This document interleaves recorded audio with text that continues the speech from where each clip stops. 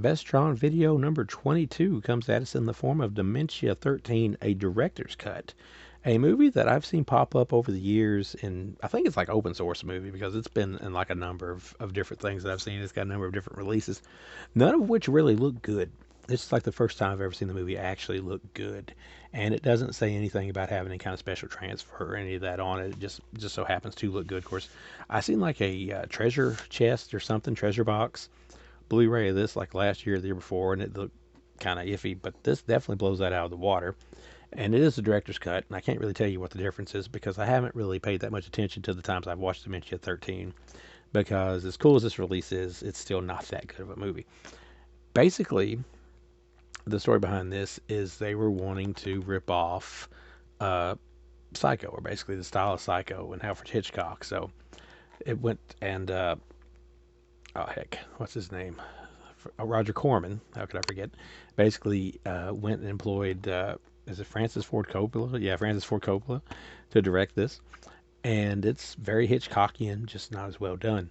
The movie starts off with a woman on a paddle boat with her husband, and he's kind of just telling her, "Hey, if something happens to me, you're going to be out of the will." And as luck would have it, something happens to him, and she puts being left out of the will above doing the right thing there, and kind of just dumps the body and just goes on then to have a rendezvous with the rest of his family. And I think it's Ireland or somewhere like that, as they're having a big get together, and they're reminiscing about his dead sister that had drowned in the water at some point.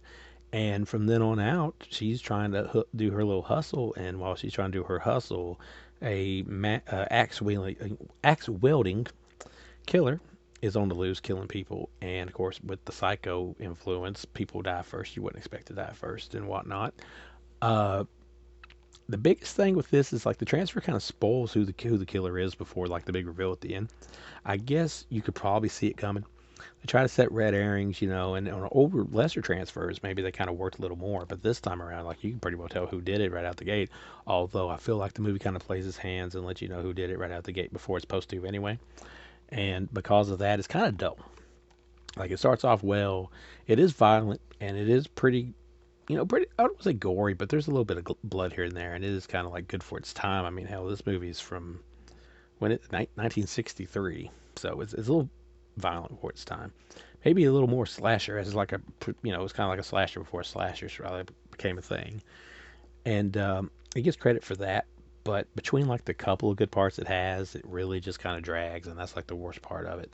So all in all, I'd have to give Dementia 13 a 2 out of 5, unfortunately. This does have an introduction from Francis Ford Coppola, audio commentary by Francis Ford Coppola, and a prologue, Dementia 13 test.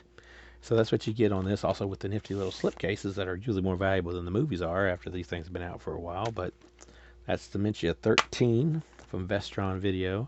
Not sure what the next Vestron title is coming out, but I like the fact that at least these days these are not only pretty cheap in Walmart when you get them, but you can also get a nice little digital code to put on your Vudu with them. So is it worth owning? Yes, if you want to complete the collection, or if you just like old movies that seem to get quite a reputation over the years. But if you're looking for anything that's really quality wise, this one is probably not for you, although it's nice to watch. And it's one of those movies where you probably should watch it, just say you watched it, because it kind of, like that, has a reputation.